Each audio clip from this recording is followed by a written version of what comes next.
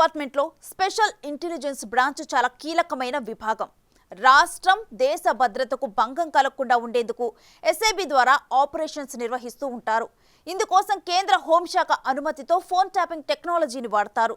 కొన్ని ఎక్సెప్షన్స్ కూడా ఈ డిపార్ట్మెంట్కు వస్తూ ఉంటాయి.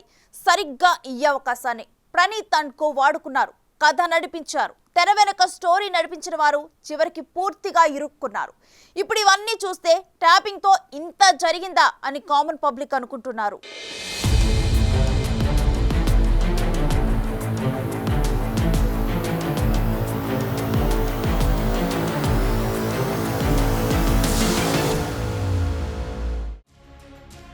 ఫోన్ ట్యాపింగ్ కేసులో బుక్కైన నిందితులు చెబుతున్న విషయాలు చాలా సంచలనాలుగా మారుతున్నాయి. భుజంగరావు చెప్పిన విషయాలైతే రాజకీయంగా ప్రకంపనలు సృష్టిస్తున్నాయి. ఎన్నికలకు ముందు బీఆర్ఎస్ ఆదేశాలతో టాస్క్ ఫోర్స్ వాహనాల్లో వారి డబ్బు తరలించామన్నారు. సంధ్యా శ్రీధర్రావుతో 13 కోట్ల రూపాయల ఎలక్టోరల్ బాండ్స్ కొనేలా చేశామని వాంగ్మూలంలో చెప్పారు. హైకోర్టు జడ్జ్, అడ్వకేట్ ఫోన్లు, జర్నలిస్టుల ఫోన్లు ట్యాప్ చేశామన్నారు. అలాగే టీఎస్పీఎస్సీ పేపర్ లీక్లో నాడు కేటీఆర్పై తీవ్ర విమర్శలు చేసిన వారందరి ఫోన్లు ట్యాప్ చేశామన్నారు. వాళ్లంతా ఏదైనా ఇష్యూలో దొరికితే ఇంకోసారి కేటీఆర్పై మాట్లాడకుండా చేయడమే అసలు టార్గెట్ అంటున్నారు. ఇలాంటి వాటితో పాటే బీజేపీ, కాంగ్రెస్కు ఆర్థిక సహాయం చేసేవారిపై ఫోకస్ పెట్టినట్లు కన్ఫెషన్ స్టేట్మెంట్లో ప్రస్తావించారు.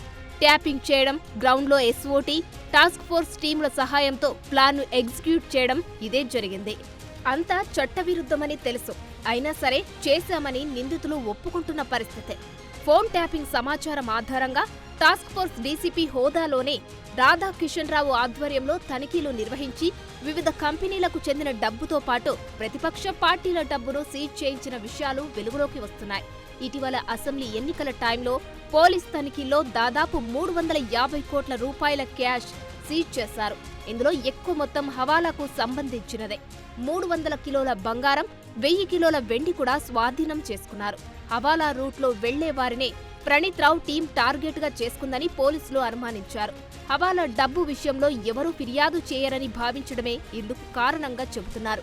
ఆ దిశగా ఇంకా దర్యాప్తు కొనసాగుతుంది.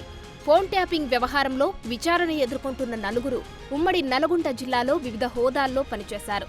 ప్రభాకర్ రావు గతంలో ఉమ్మడి నల్గొండ ఎస్పీగా పనిచేస్తే సస్పెండెడ్ డీఎస్పీ ప్రణీత్ రావు, ఏఎస్పీలు భుజంగరావు, తిరుపతన్నలు ఇదే నల్గొండ జిల్లాలో వివిధ హోదాల్లో పనిచేశారు. తిరుపతన్న యాదగిరిగుట్టలో ఎస్ఐగా, భువనగిరిలో సీఐగా పనిచేయగా భుజంగరావు భువనగిరి ఏసీపీగా పనిచేశారు. ప్రణీత్ రావు బీబీనగర్, పోచంపల్లి పోలీస్ స్టేషన్లలో ఎస్ఐగా పనిచేశారు. సో ఇవన్నీ లింకులు చక్కగా కుదిరి ఓ టీం మాదిరిగా ఏర్పడ్డారు. ఆ తర్వాత కథ నడిపారంటున్నారు. ఈ ట్యాపింగ్ ఎపిసోడ్లో ఎన్నికల వేళ డబ్బు కదలికలపై నిఘా పెట్టి ప్రత్యర్థి పార్టీల నాయకుల డబ్బును సీజ్ చేయించడం మెయిన్ టార్గెట్గా పనిచేశారు. 2018 ఎన్నికల్లో తెలుగుదేశం అభ్యర్థికి చెందినవిగా చెబుతున్న 70 లక్షల రూపాయలు స్వాధీనం చేసుకున్నారు. 2020 దుబ్బాక ఉప ఎన్నిక సమయంలో రఘునందన్ రావుకు పరిచయస్తులపై నిఘా ద్వారా సిద్దిపేటలో ఒక చిట్ ఫండ్ కంపెనీ యజమాని నుంచి ₹1 కోటి స్వాధీనం చేసుకున్నారు. అటు 2022 మునుగోడు బైపోల్ టైంలో కోమటిరెడ్డి వెంకటరెడ్డి పరిచయస్తులపై నిఘా పెట్టి సుమారు ₹3.5 కోట్ల స్వాధీనం చేసుకున్న విషయాలు వెలుగుచూశాయి. ఇక అదే సమయంలో ఎన్నికల వేళ బీఆర్ఎస్ పార్టీకి అవసరమయ్యే డబ్బును పోలీస్ టాస్క్ ఫోర్స్ వాహనాల్లో ఈజీగా తరలించారు. వ్యాపారులు, నాయకుల ఫోన్లపై నిఘా పెట్టి దాని ద్వారా వచ్చిన సమాచారం ఆధారంగా వారి నుంచి డబ్బు వసూళ్లు చేయడం ఇవన్నీ చకచకా జరిగిపోయాయి. ఇవే కాదు, సినిమా ప్రముఖులు, పలువురు నాయకుల కుటుంబ సభ్యులు, సొంత పార్టీ నేతలు, పోలీసు ఉన్నతాధికారుల ఫోన్ కాల్స్ కూడా విన్నారు. దీంతో డిపార్ట్మెంట్లో ఉన్నతాధికారులు కూడా ఇతర ఎన్క్రిప్టెడ్ విధానంలో ఫోన్లు మాట్లాడే పరిస్థితి వచ్చింది. ఇక ఈ ఫోన్ ట్యాపింగ్ వ్యవహారం గతేడాది జరిగిన తెలంగాణ అసెంబ్లీ ఎన్నికలకు ముందు పీక్స్ కు వెళ్లిందే. అంతిమంగా బీఆర్ఎస్ మరోసారి గెలవాలి, అందుకోసం ఏమైనా చేయాలి, ఇదే అసలు టార్గెట్. అయితే అనుకున్నంత సక్సెస్ మాత్రం కాలేదు. గులాబీ పార్టీ అభ్యర్థులకు సంబంధించిన డబ్బును టాస్క్ ఫోర్స్ వాహనాల్లోనే తరలింపు చేపట్టారు. హైదరాబాద్ నుంచి పలు ప్రాంతాల్లోనే సదరు పార్టీ అభ్యర్థులకు డబ్బు పంపడంలో రాధాకిషన్ రావు బృందం కీలకంగా వ్యవహరించిందని గుర్తించారు. పోలీస్ వాహనాలైతే ఎవరికీ అనుమానం రాదనే ఉద్దేశంతో ఈ ఎత్తుగడ అమలు చేశారు. రాధాకిషన్ రావు టీం ప్రత్యర్థి పార్టీల నేతలను కట్టడి చేయడంలోనూ కీలకంగా వ్యవహరించింది.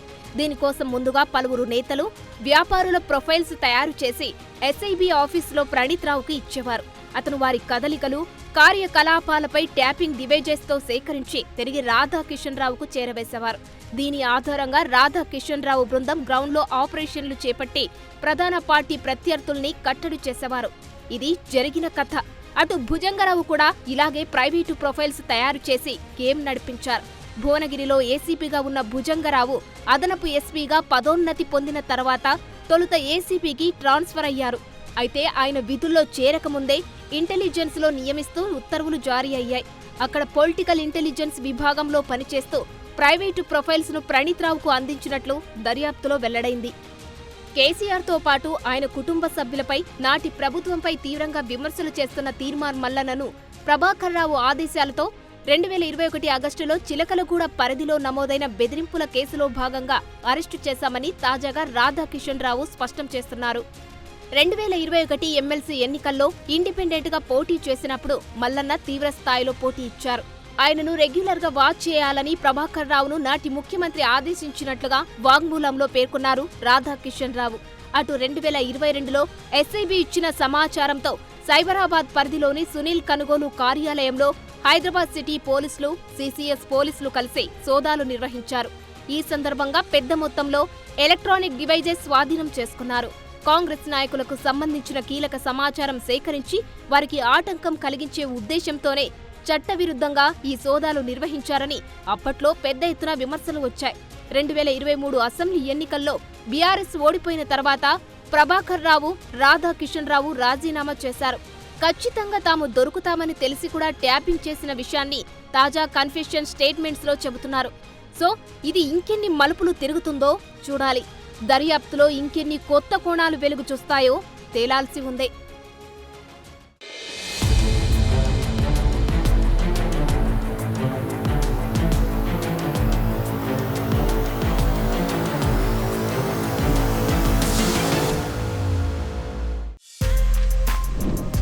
For more videos like this, subscribe Big TV channel.